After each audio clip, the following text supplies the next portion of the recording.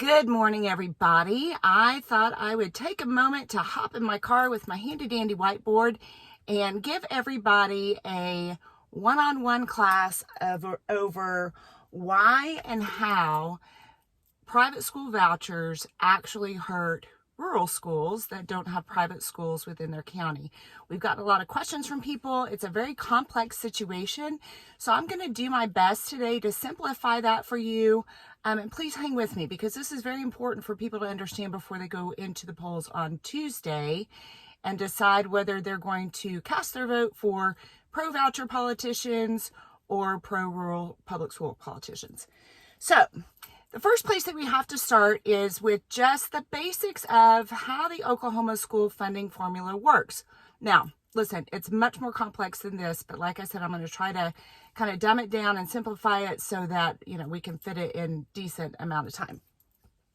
So first off, we start with a bucket. This bucket. This is the big bucket that we've got three different pathways of revenue, streams of revenue that come into our public school system here in Oklahoma.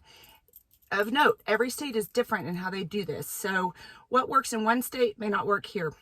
So anyway, we get money from the federal government, which is the same for everybody. And for our purposes today, we're not really going to be talking about these guys, okay? So today we're going to be talking about the other two revenue streams that we have coming in, and that is money from the state funding formula. And that comes through state taxes paid in by taxpayers. And the third section of the bucket is your local tax, which is an ad valorem tax. So when you hear ad valorem, what that means is that's your local property taxes that come into your school district. A portion of those taxes paid by homeowners and businesses on their properties will come into the local school districts to help pay for stuff, okay? So once again, that could be your homeowners, people that own homes, or people that own businesses that are paying property tax. So you have federal, state, and local ad valorem tax in the big bucket.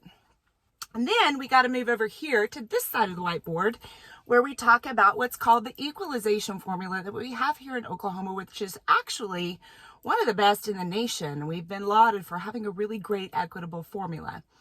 So here we have two buckets, right? Okay, so this bucket is the bucket of a school district in a more affluent area. Let's say, I don't know, Deer Creek, okay? Deer Creek, they've got larger homes, people with more money. They have larger footprints on their homes. Their homes are a higher value, and so the local taxes that they are pulling in are much higher in their bucket, right? So every district has the same size bucket. It's about $10,000 a kid, okay?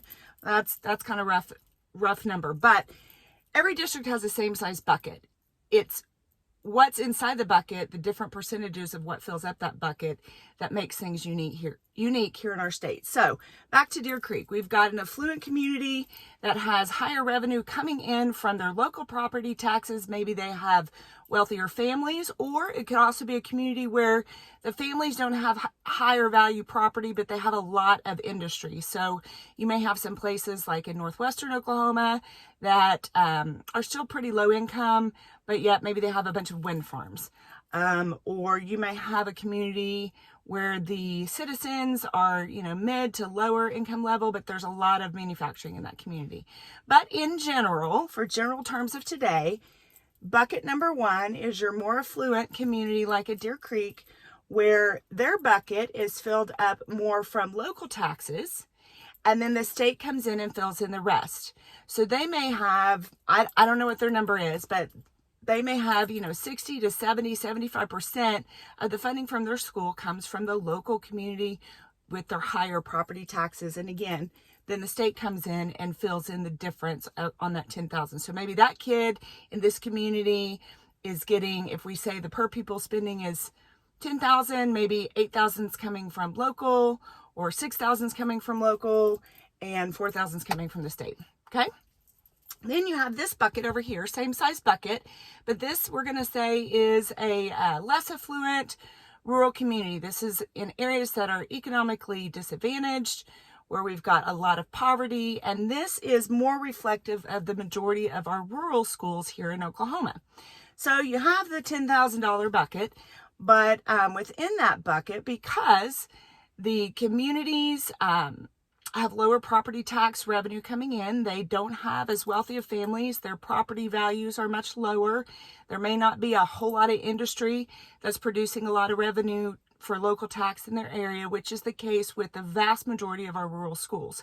So our rural schools are less affluent, and their bucket is filled up a little bit with the local tax that they can do, and then the rest of that bucket is filled up with state money. So straight out of the gate, the way the funding formula works is that you have your less affluent communities in rural areas that are more dependent on the state. They've got more state money in their bucket than our more affluent communities. So this is important because when we talk about vouchers, the voucher funding is all coming from this purple. It's all coming from the state. So straight out of the gate, your rural schools have a much higher dependency on what happens with this state money. And that's very important with vouchers. Now, to make it a little more complicated, but it is important, is say the per pupil spending is 10,000. I'm just using 10,000 because it's an easy number, but it's around there. It kind of fluctuates. Also, those kids, so you start with the 10,000 baseline. If your child is special ed, if your child is English as a second language, if your child is economically disadvantaged or gifted and talented, there's all of these categories within the formula that adds even more money on top of the 10,000 because it costs more money to educate a child who has challenges, and maybe a child who is blind. That's going to cost a lot more money than educating a child who has their sight.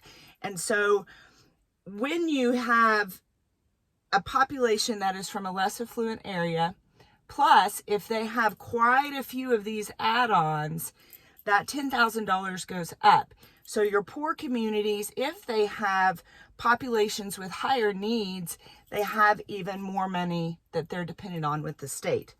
Now, one thing to keep in mind before we move over to vouchers is that when we talk about this local money, there's two things that come. There's one thing that comes out of the local money that's really hurting your schools right now.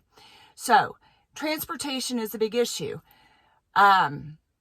I know everybody is feeling it. I know I'm feeling it. The price at the pump is gone up considerably in the last year, and that's no different for our schools. So if you look at rural school districts who typically have many, many miles that they're having to bus kids, now all of a sudden they have incurred increased costs, and the state really doesn't refund them for that very much. The state funding formula for transportation, guys, has not been updated since 1983. And so your busing and transportation costs, for the most part, are coming out of this local bucket, part of the bucket, which is already small. Okay, so that's one thing that you need to consider. The other thing is, I know we removed federal funds, but federal funds, especially in low economic areas or economically challenged areas, federal funds pay a vast majority of the cost for feeding kids and child nutrition. So what's happened now, we've had the last 2 years where the federal government picked up everybody's, right? So nobody was paying for lunches. Now all of a sudden that's gone, and our families that were on free reduced lunch before have not taken the time in many, many communities. I've talked with several superintendents that they're really struggling because the families have not taken the time to fill out those free reduced lunch forms. And so because of that, you may have areas, and especially in the southeastern part of the state, where 90% of those kids qualify. Well, if 90% of their kids qualify and half of those kids didn't fill out their form, guess what pays for those meals? Because they're not going to make your kids go hungry. That's coming out of your local ad valorem. So all of a sudden, we've got a lot of expenses that are coming out of local that we didn't have before that are really already making schools struggle. So that's the basics of the funding formula. And next I'm going to get into why does all of this matter with vouchers, because this is an important thing to set up for you before we talk about vouchers. Okay, so now we've talked about the funding formula. Let's move into vouchers. So just a couple of numbers for you to have in your brain as we move through this conversation. So there's roughly, I'm using kind of rounded numbers here, but we've got roughly about 700,000 students who are currently attending public school in the state of Oklahoma. Then we have about 55,000 kids in the state of Oklahoma that currently attend private school or are homeschooled. So 55,000 kids in the state that are currently not participating with anything in that green state bucket that we talked about earlier on the last whiteboard. So your voucher average, it's going to range from $5,900 all the way up to like $14,000. But the average amount that we're going to go with to be conservative is about $7,000 per kid per voucher. Again, that can vary based on individual circumstances, but in general, a good conservative number to look at is about $7,000 per voucher per kid. Now, in order to qualify, now we're running all of these numbers based off of Senate Bill 1647, which was the voucher bill that was in session or in the legislature last session that did not pass. So we're going to base everything off of that one because we know that that's the ideal plan that they wanted to try to get through. So based off of Senate Bill 1647 from last year, the qualifying income in order to receive a private school voucher is that a family needs to be making a maximum of $300 over the poverty line to qualify. That equals about $154,000 in income. Now, the average income in Oklahoma is way less than that. And, other than your elite private schools that are $20,000, $30,000 a year, the majority of our private school families are probably falling in this range of $154,000 or less. The people I'm talking about these people that are already attending private school. So this is a story that we get a lot from people because they don't understand. They're like, okay, so if my kid over here is unhappy and he wants to go to the private school over here to get into a better situation, let's take this $7,000 average, and he takes that $7,000 and he moves it over here, okay? Even Steven, money follows the child, sounds good, but that's not the full story. So number one, we're going to get into a little bit more in a second about the other part of these people, how that really hurts rural schools. So this part right here applies to everybody, because if you have a kid who just takes their money and goes somewhere else, it's not even Steven and it's not revenue neutral, because you still have fixed costs in that school. So say, I'm just going to pick, say Bowlegs. I don't even know if they have a private school close by, but say you're in Bowlegs, Oklahoma, and you've got 3 kids who want to go to a private school somewhere. So they leave their public school, they go to private school, and they take their $7,000 with them. Well, Bowlegs Public School still has teachers and staff to pay, and they can't fire a fraction of a teacher for the 3 kids that left. So that fixed cost stays the same. They can't, fire 1/18 of a janitor or a lunch lady. They can't shave off 1/15 of their utility bills or their transportation costs. They can't cut a bus. They can't cut off part of the bus. So so for all schools, rural or not, when you're talking about kids that if a voucher system went into place, that they're just taking their money and moving somewhere else, it's not necessarily revenue neutral because teachers are hired, facilities and fixed costs stay the same. So that does impact your schools when you've got kids that are leaving. But there's a good argument to be made that we hear quite a bit that, if you live in a rural area where you don't have a private school and you're not going to have these kids going away, then guess what? You don't have this $7,000 coming out of your school because nobody in wherever you are is leaving to go to private school because you don't have one. So the argument is, the false argument is that, hey, if you're in a rural area, don't worry about it. It doesn't matter because you don't have Johnny leaving your school to go to private school because you don't have one. But it does matter for all the rest of those schools. That's only part of the story, though. Let's jump into why it does matter and what is really the bigger concern that's not being talked about by politicians that are pro-voucher that really impact the rural schools. So here's where we really get into the nitty gritty, because this is what they're not telling you. This is what they're not talking about. This is the part of the story that people who understand school funding, they understand what's going to happen with the vouchers. This is why people are really up in arms. And this is where it really impacts you as a rural public school patron. So right now, remember we have the bucket, right? And the green part of the bucket is the state money that comes in.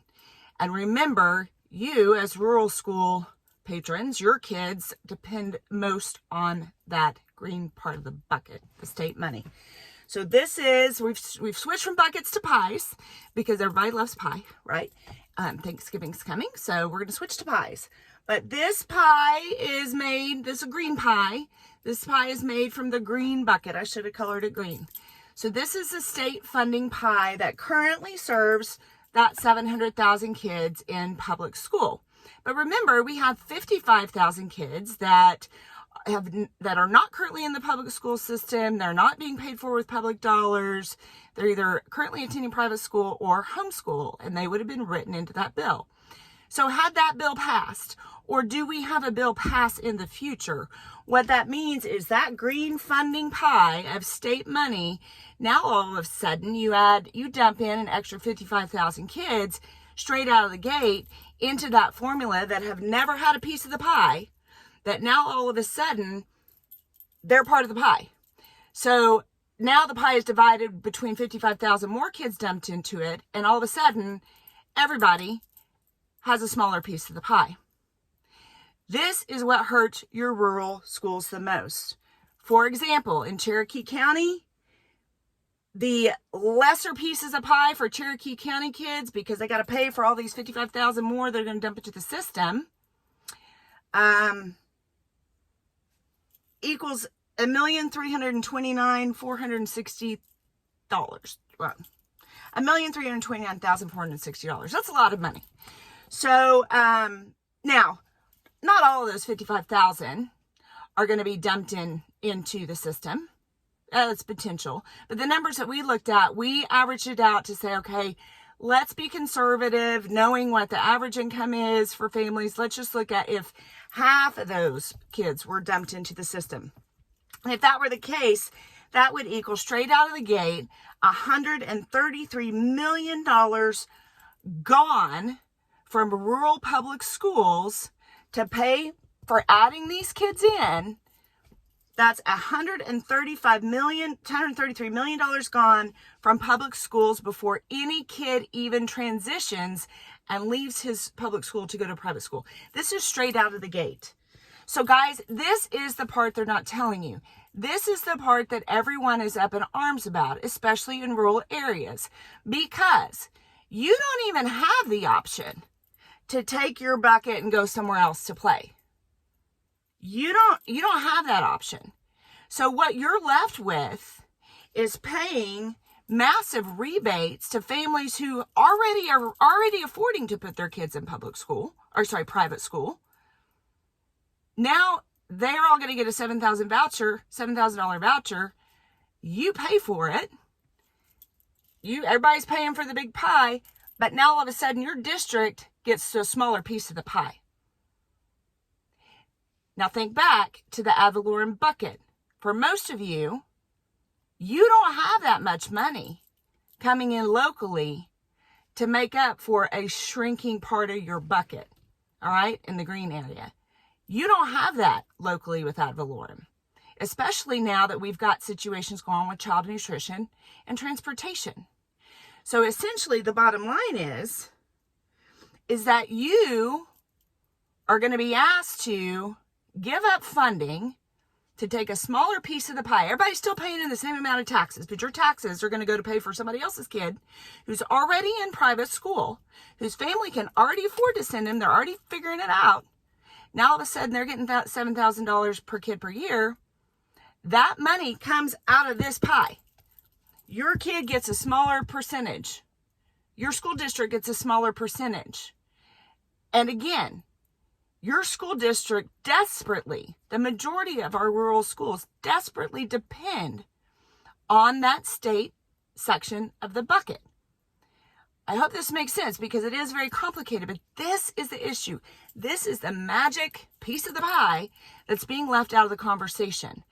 This is why when you talk to your school board members or your superintendents or your teachers who understand the funding formula, some of the teachers don't understand this either.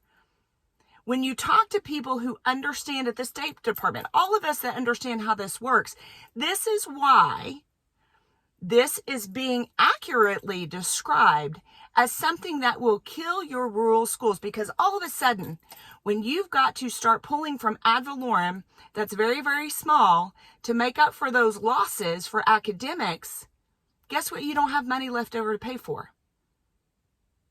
Sports, band, extracurriculars, the things that bring culture to your community. There's no more money left for those. And remember, the state's not making up all of these issues with transportation and child nutrition. So guys, it really is a true situation where there's some dire straits in some of your communities.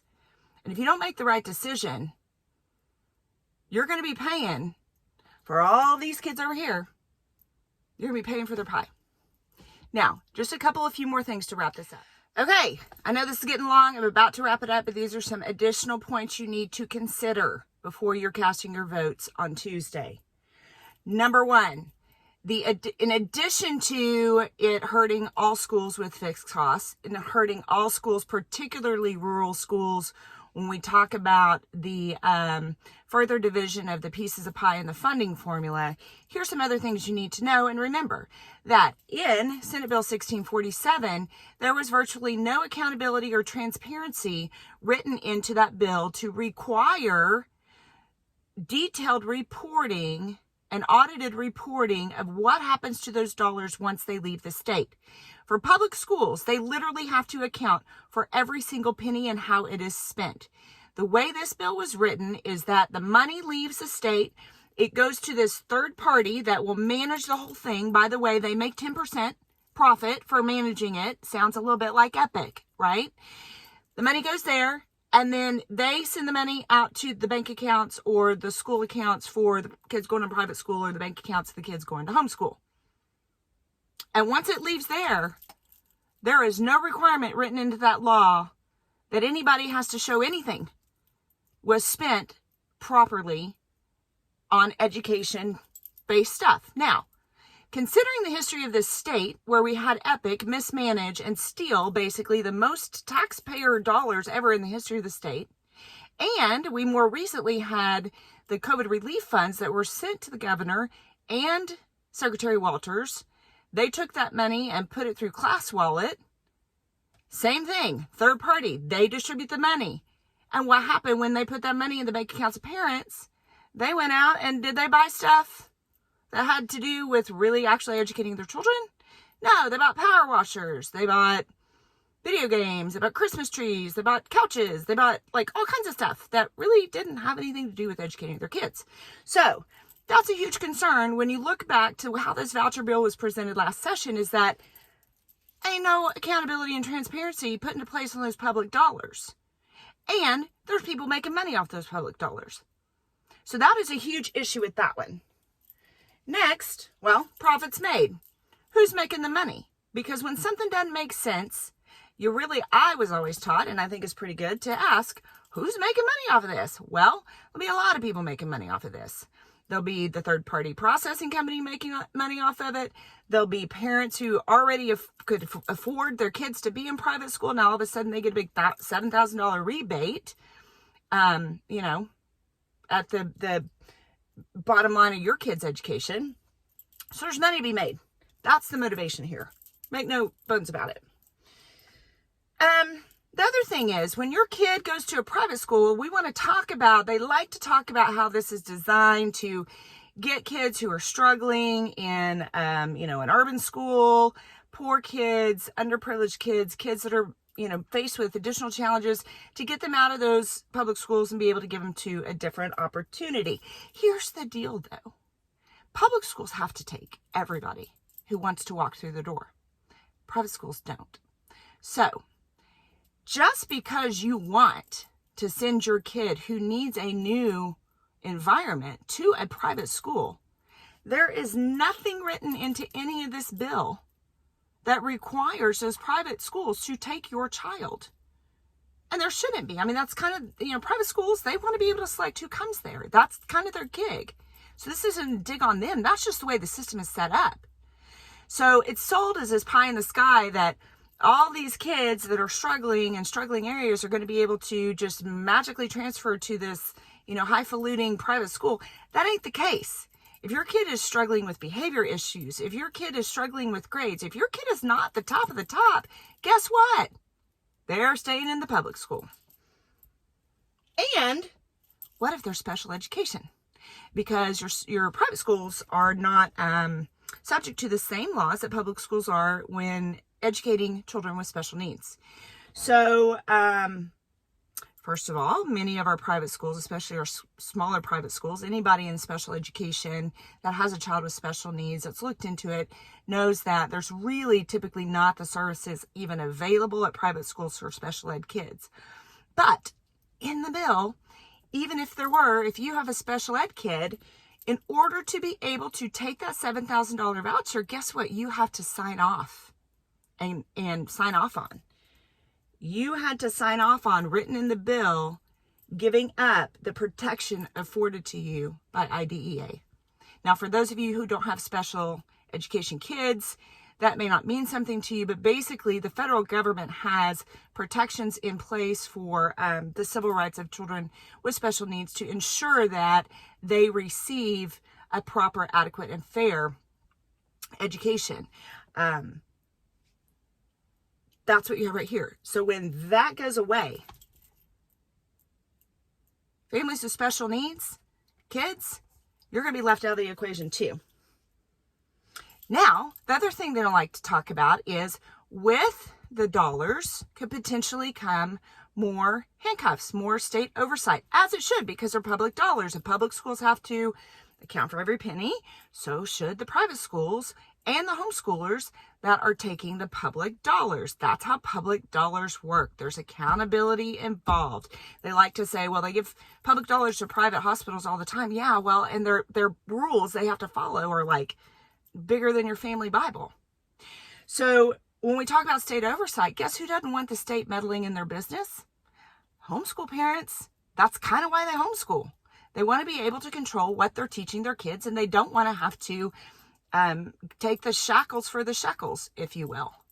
Same with your private schools. They're private for a reason. They want to be able to do what they want to be able to do. And so as soon as they start taking state money, then along with that potentially comes more oversight as far as what they're required to do or not do. So if you've got private schools who don't want to deal with that, guess what they're going to do? They're going to raise their tuition $7,000. Do you get where I'm going with this? Because they don't want to mess with this either. The other thing that they don't mention is that if you take one of these vouchers, okay, so if you take one of these vouchers, they don't mention that you might have a school that, like I just mentioned, maybe they raise it $7,000. So they're trying to keep out the riffraff, right? You got to pay more money for extracurriculars. You then have to pay for your transportation. Now, this is not so much affecting you in rural areas, but this is important because these guys are selling this as a way, as a civil rights issue, okay? They're selling it as a way for poor kids in troubled areas to escape it and go to some perfect, shiny private school. When the reality is, if I'm a single mom and I've got a private school within driving distance that I can take my kid, and say I'm a single mom and I've got 2 kids and I'm working 3 jobs to put food on the table, even if the tuition is on the low end of $10,000 a year, and I get a $7,000 voucher, I still have to come up with $3,000 per kid. And I have to figure out how to get them there. And I have to figure out how to pay now for their lunches because they don't get free reduced lunch. So if I'm low income, I'm going to have to pay their lunches. And I can tell you right now, for us, In public school here where we are, that's about $200 per kid per month to eat breakfast and lunch if you're paying out of pocket. Then they're going to have to pay, I think I mentioned extracurriculars. So this idea that this is going to help low-income families have other options for their children is essentially a farce. Because the reality is, those families, their best choice is to transfer to another public school district. But this whole private school voucher thing, it's not really designed to help them. When you look at the nuts and bolts, I hope when you look at all of this stuff that we just talked about, that explains it a little bit better. Keep in mind, Oklahoma is already the highest in the region for giving public dollars to private schools through our Lindsay Nicole Henry Scholarship Program, Opportunity Scholarship Program. We're already spending $33 million a year of public dollars in private schools for kids and scholarships. Texas, guess how much they spend? And nada. They don't spend anything. And let's not forget that we have a constitutional obligation in the Oklahoma State Constitution to provide a free public school education to all kids. Nowhere in the Constitution of the state of Oklahoma does it say that we provide a discounted rate for private schools. So I hope that all of this that we did today kind of explains it more. I know it took a little bit of time, but I don't even know if anybody's going to watch this, but here's the deal. You guys, if you are in a rural area, this most definitely, if you are electing pro-voucher politicians, I cannot stress to you enough, if I had a red alert light, danger, danger. This is a big deal, and they're not kidding when they say that vouchers are a rural school killer, and if your schools go down, guys, you ain't got Friday night lights. You're not going to VOAG stuff. You're not going to FFA. You're busing your kid another hour and a half away to consolidate with somebody else. And you've lost the main heartbeat and culture of your community. So I am not being dramatic. I'm not exaggerating. What I'm wanting to do is make sure that all of you have the full story, because you're not being told the full story. And this is a very big deal. So with that said, I'm going to get off of my whiteboard in my car, even though it's been super fun to talk to my car with my whiteboard, because that's apparently like the new trendy thing to do. So thanks for joining my TED Talk on why vouchers will hurt rural schools. And please choose wisely on Tuesday when you go to the polls and cast your vote.